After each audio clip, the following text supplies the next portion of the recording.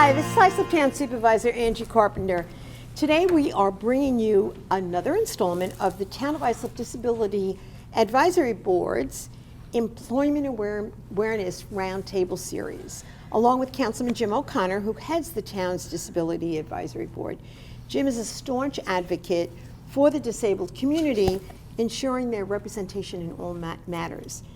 It's my pleasure today to welcome our panelists, co-founders of John's Crazy Socks, Mark Cronin and his wonderful son, John, who is the company's Chief Happiness Officer, and Lord knows we could all use some happiness. During this episode, we will explore the inspiration behind John's Crazy Socks, their commitment to hire individuals with differing abilities, along with their social and retail mission to offer products and a purpose, with a purpose, while spreading happiness. So Jim. Thank you, Supervisor Carpenter. Welcome, Mark and John. We're excited to have you here today. My name is Jim O'Connor, and I'm a councilman here in the Islip, town of Islip, and I chair our town's Disability Advisory Board. In addition to focusing on important town matters, the disabled community is something that's very near and dear to my heart. So I want to thank the members of the Islip Disability Advisory Board. I want to thank Supervisor Carpenter and my fellow members of the town board for their support to continue to allow us to fulfill our mission. The month of October is National Disability Employment Awareness Month, which celebrates the countless contributions of workers with disabilities while increasing awareness and education on employment issues in the disabled community.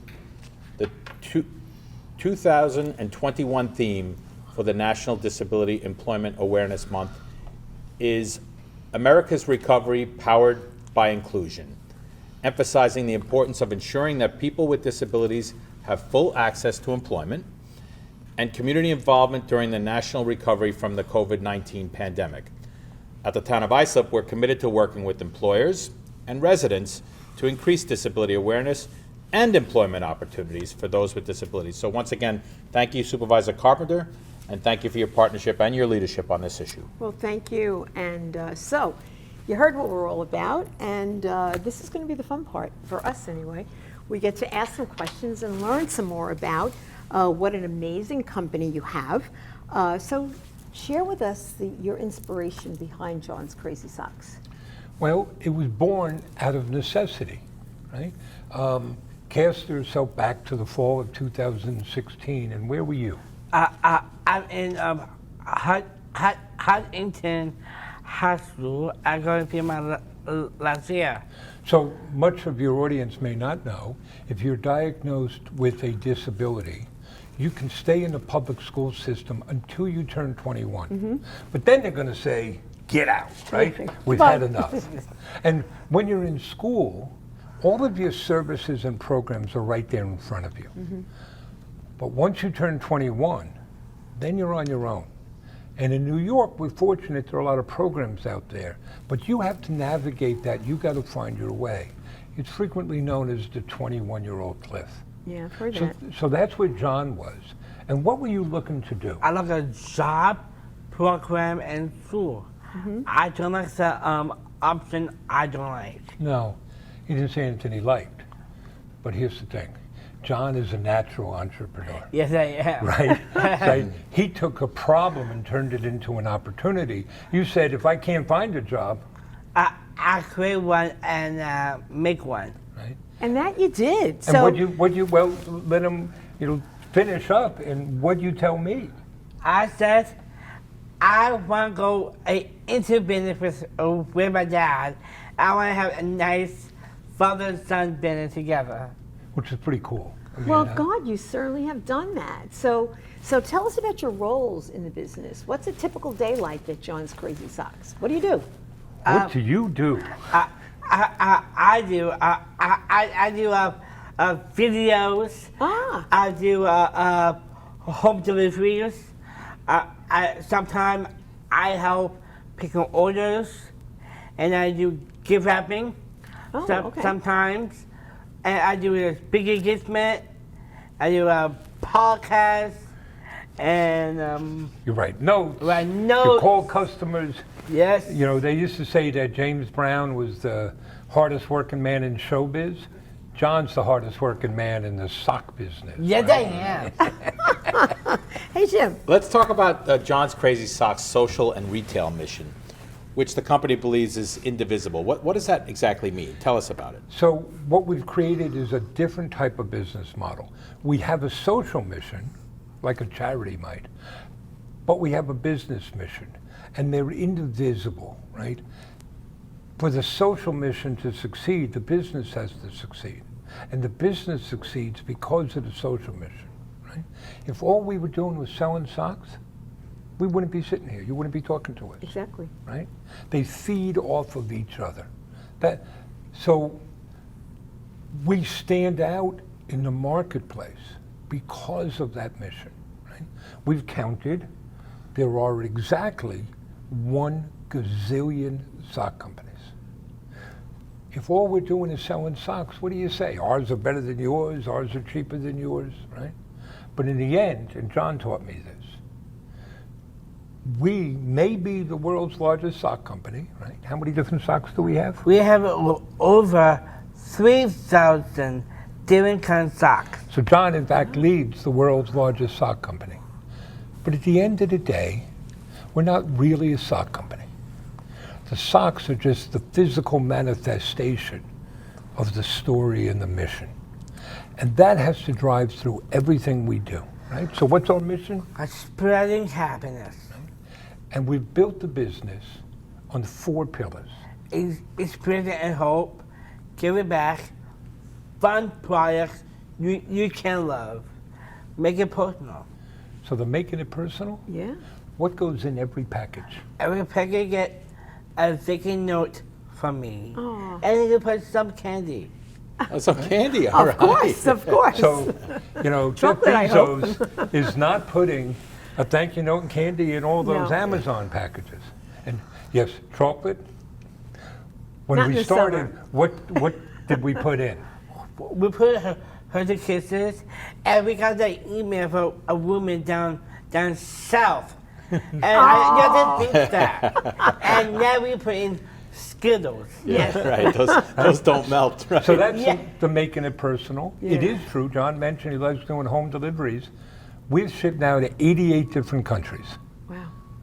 But if we get an order between our office and our home, you're knocking on doors, right? I do home deliveries. That must make you feel great, though. Do you like it?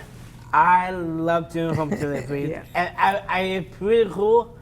Customers love the socks, and they took a photo and take a picture and share on social media like Twitter, Instagram, Facebook. Yeah. A word I guess spread. But then you come back to that pillar of fun products you can love. Yes, we have a social mission, but we have to be a great e-commerce company, right? So we told you about the selection, right? We have to deliver great service, and here's the key thing. More than half our employees have differing abilities, and we succeed because of that. What's our promise about shipping? What do? Same-day shipping, Same-day right? shipping.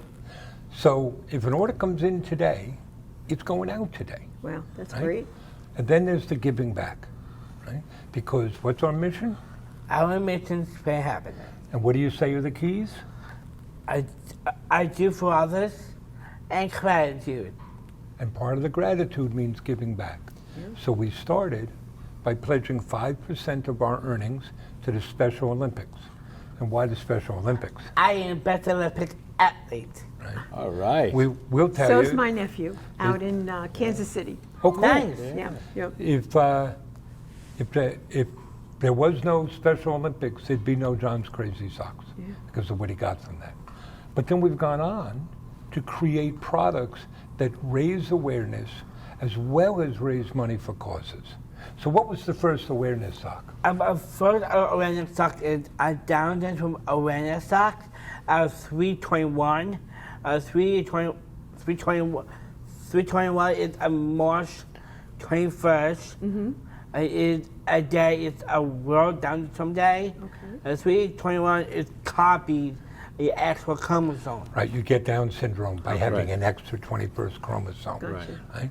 So John designed those, and who do these raise money for? They raise their money to the National Down Syndrome Society, and a local group here, a ACDS. I went there for preschool. But now we've made these awareness socks for For autism, autism, cerebral palsy, pediatric pediatric cancer, right? cancer. We made healthcare superhero socks, Oh, and they raise money for both two groups, the American Nurses Association, but also right here in Islip for Good Sam, for their terrific. COVID-19 Yep, relief yep. fund. Great. So the giving back is essential to what we do, but what's most important? It's the inspiration and hope. It's showing what people with differing abilities can do. So John, you have Down syndrome? Yes, I am. What do you say about Down syndrome? I am a Down syndrome. Down syndrome never hold me back. No, it doesn't. no, obviously. More than half of our workforce has a differing ability. And if you got to know us, you would know John here. We're getting to. This is great. John's a really nice guy. I'm not, right? We If you're figured gonna that work- out, right, Jim? If you're going to work for us, you got to produce. So everybody who works for us has earned a job. But hiring people with differing abilities gives us a competitive advantage. You hear all the time, I can't find enough good workers. I can't find enough people. We have a surplus of people, right? This weekend, people are going to see this video. We're also going to be appearing on Fox and Friends again. That's going to spike our sales. We got to make sure we have enough people. Sure. We're able to call in a workforce. We got that handled. That gives us a competitive advantage over other companies. So that hiring people with differing abilities, that's good business. It's not altruism, right?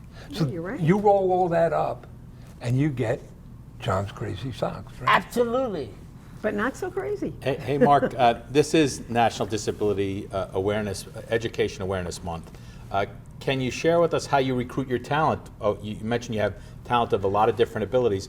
How do you recruit them, and then what is your outreach like?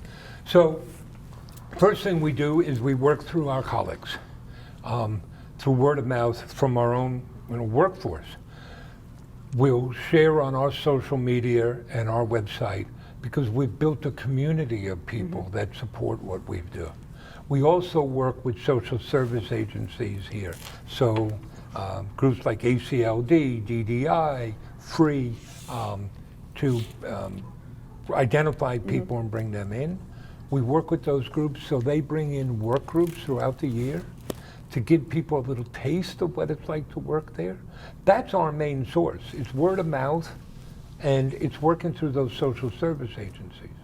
But here's how we hire, right? Our entry level position works in our warehouse, right?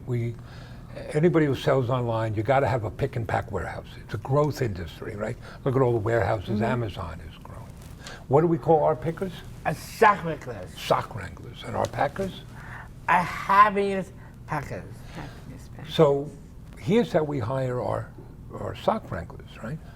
First, the starting salary is $15 an hour because nobody does minimal work with us, so nobody gets paid minimum wage. Right? Second, we bring them in, we give them an orientation, and then we give training. We train people. And who does the training? Our sock wranglers. Sock wranglers. You've helped train people, right? I did. And when you're ready, you have to pass the sock wrangler test. You have to show us you can pick 6 orders in 30 minutes or less. You pass that test, and then we can hire you.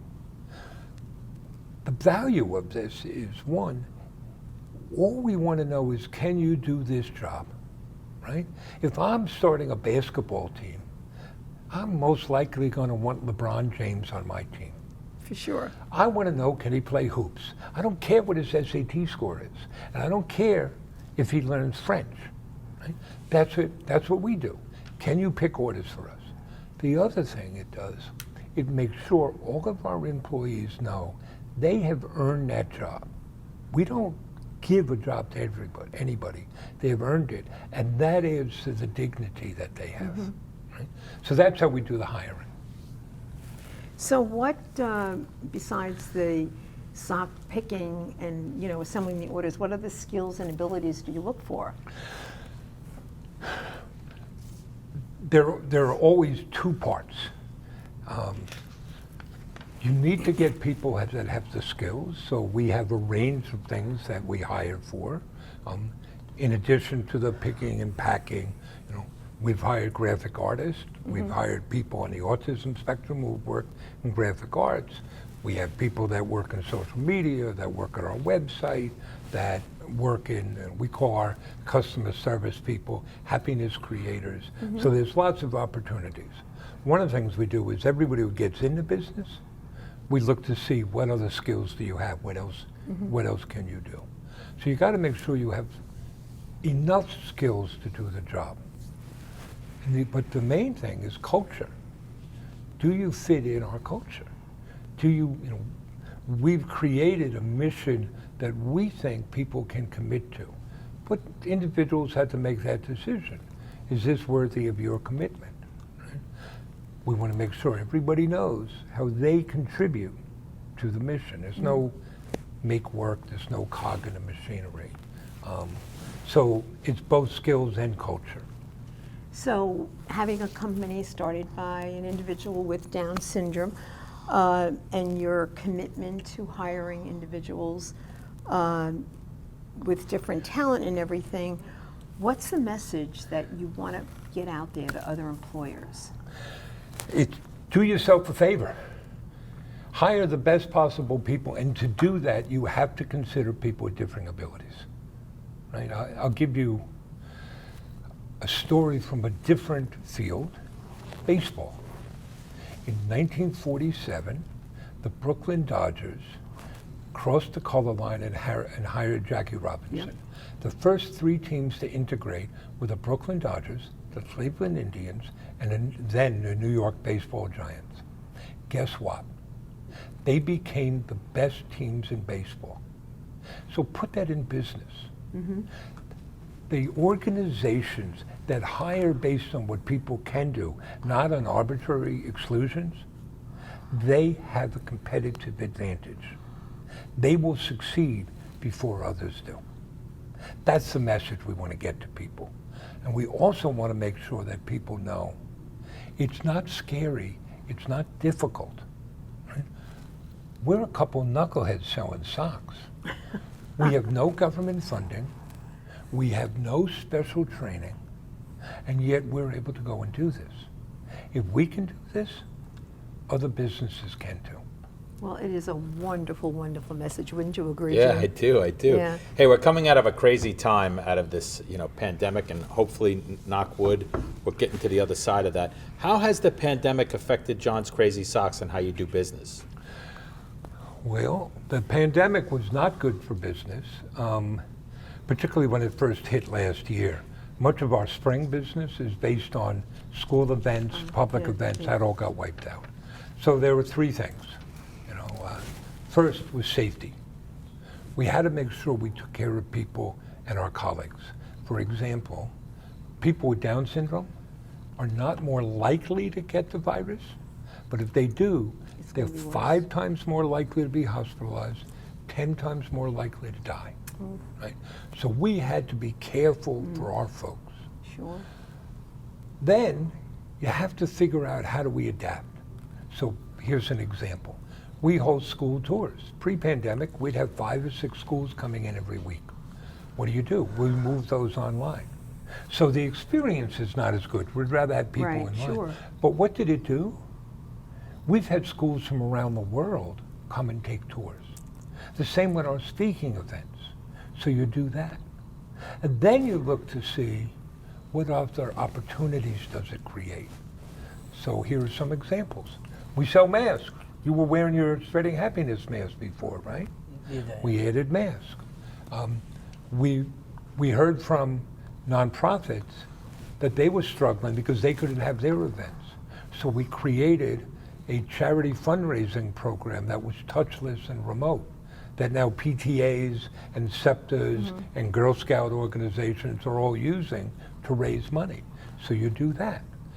What's our mission?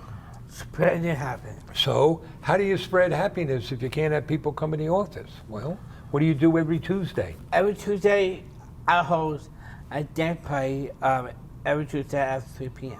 John hosts an online dance party. We'll get so 100 cool. people dancing on Zoom. What's more fun than that? Yeah. Right? So, make sure people are safe. How do you change with what you already do? And what opportunities does it create? And it created some great opportunities, right? We wanted to say thank you. We made these healthcare superhero socks to say thank you to the frontline workers. They've now raised over $50,000 for frontline workers, including here at Good Sam. Yeah, that's awesome. So there's that old baseball movie with the line, to paraphrase it, there's no crying in business. You have to figure it out. You have to figure it out. And we can do that because of my partner. Because you know what matters, right? And keep us focused on that North Star of spreading happiness. So no matter how dark it gets, you know where you're going. So, we've heard about the successes, obviously, and all the positive things that you're doing. What are some of the challenges or barriers? It certainly isn't all lollipops and roses. It had to be tough sometimes. Yeah, we face challenges like any business, right? You may have heard there are some supply chain problems. Oh, yeah. That's been a problem. Yeah. There are changes in technology all the time. Just a word for entrepreneurs out there, getting started was easy. Growth was really hard. I can remember at the end of our second year, we had a boom year, and everybody's happy, and I'm looking in the bank account, I got no money. And I turn to my accountant and say, what's going on? He says, go look in your warehouse. That's your profit. So one of the things we did, we found a strategic partner because we were close to going out of business, right? One of the challenges in our business, we're a seasonal business. We do 40% of our sales in the last 2 months. And it turns out people don't wear socks in the summer. We can't change that. So, Yeah. You get these It's ups and cyclical. downs. Yeah, yeah. Those present a lot of challenges. Okay, so we're going to ask you to get ready. We're going to ask some really tough questions now. You ready for Do this? you have a favorite sock color? Yes, I do. My favorite sock color is blue. Well, I'm wearing blue today. And navy blue is my favorite color. Oh, there you go. I could tell from your shirt. That's so great. What's your favorite sock pattern? What's your favorite sock? My favorite sock is a down the from superhero socks. And why that? Because I wore the socks. I wore it in a love a picture of me as superhero. John drew the sock to the design, and our designer, when she finished it, put his face on Oh, the that's so sock. cool. So you like Very that, cool. don't you? I love it. Right? All right, so is there a favorite holiday themed sock? My favorite holidays. My favorite holidays is Thanksgiving and Christmas. And we have the gobble too. gobble socks. We got Thanksgiving socks. Got a lot of Christmas socks, right? Right. Do you have a favorite Christmas sock? My favorite one is really cute. A sloth mess. Oh, sloth mess. Sloth socks turned out to be really popular. Oh, okay. It's really cute. Do you want to tell them what your secret Saturday sock is? Oh yeah. Every Saturday on the weekends, I'm wearing a poop emoji socks. A poop emoji sock. Poop emoji. Okay. He doesn't wear them during the week because he says they're not appropriate for business, right? I got you. Well, I have a dear, dear friend who's well into his 80s, and for the longest time, the last 40 years that I've known him, he worked in the city for many years, so at the end of the work week, he always looked forward to Friday. So to this day, every Friday, he wears red socks.